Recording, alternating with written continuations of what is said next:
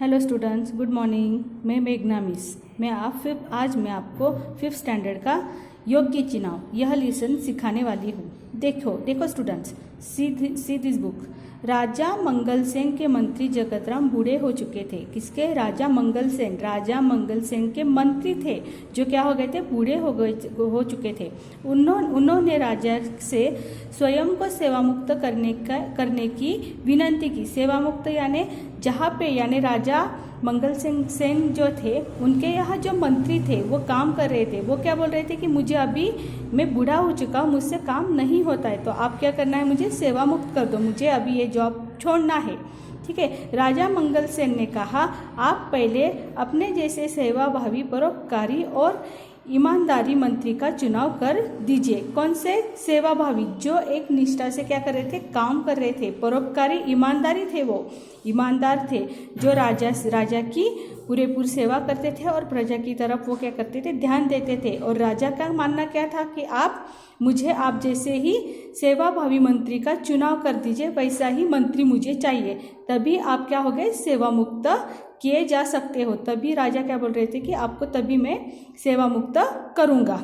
जगत राम ने आदेश दिया, राज्य में ढिंढोरा पिटवा दो। जगत राम, राजा मंगल सेन के मंत्री जो थे, उनका नाम जगत राम था। उन्होंने राजा का आदेश माना और उन्होंने पूरे राज्य में क्या किया? ढिंढोरा। देखो, पुराने ज़माने में क्या होता था, एक बड़ा सा ढोल लेते थे और ढोल लेने के बाद उस पर क्या करते थे? वो ढिंढोरा पीटते थे और सब गांव में बताते थे कि किस राजा का कोई आदेश होता था तो वो आदेश पूरे गांव में बताया जाया करता था। वैसे ही जगत राम ने बोला कि आप भी क्या करो, पूरे गांव में क्या करना है? ढिंढोरा पिटवाना है, पिटवा दो कि राजा के एक नए मंत्री का चयन अगले गुरुवार को किया जाएगा। क्या हो गया था? राज्य में ढिंढोरा पिटवा दो।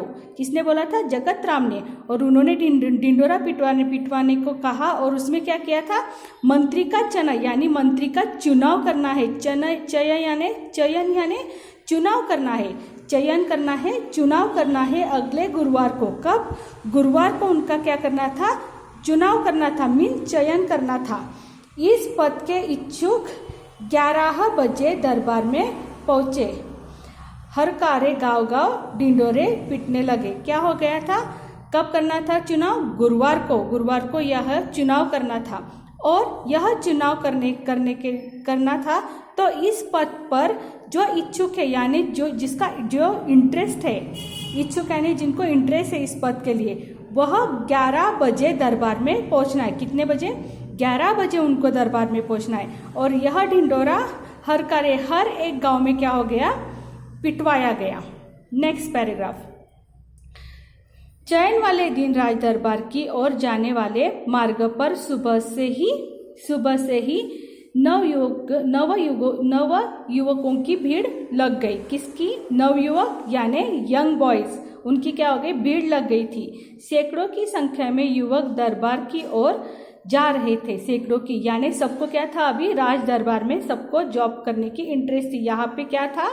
मंत्री का चुनाव करना था, इसलिए बहुत सारे जो नव युवक थे उनको वहाँ पे राज दरबार में निकलने के लिए निकल गए थे। कब? गुरुवार को। देखो, गुरुवार को 11 बजे उनको पहुँचना था वहाँ पे।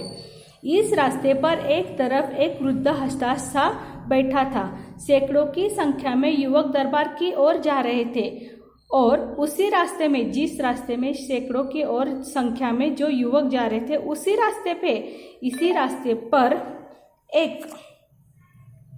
रास्ते पर एक तरफ एक वृद्ध हताश सा बैठा था। क्या हो गया था? उसी रास्ते पर एक वृद्ध था। वृद्ध यानी क्या? बूढ़ा आदमी, जो हताश सा बैठा था। उसके बैलगाड़ी का एक पहिया रास्ते के किनारे। कहाँ पे? रास्ते के किनारे, यानी रास्ते के एक साइड में उसकी बैलगाड़ी का पहिया कहाँ था? कीचड़ में फंस गया था। कहाँ फंसा था? कीचड़ में फंस गया था।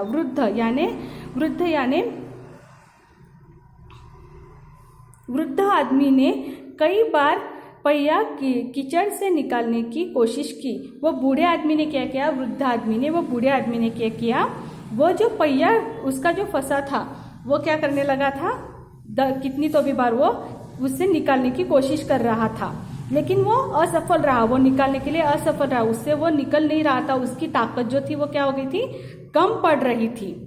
मंत्री पद के अनेक उम्मीदवारों ने दरबार जाते समय यह दृश्य देखा, पर किसी ने भी वृद्ध की सहायता नहीं की।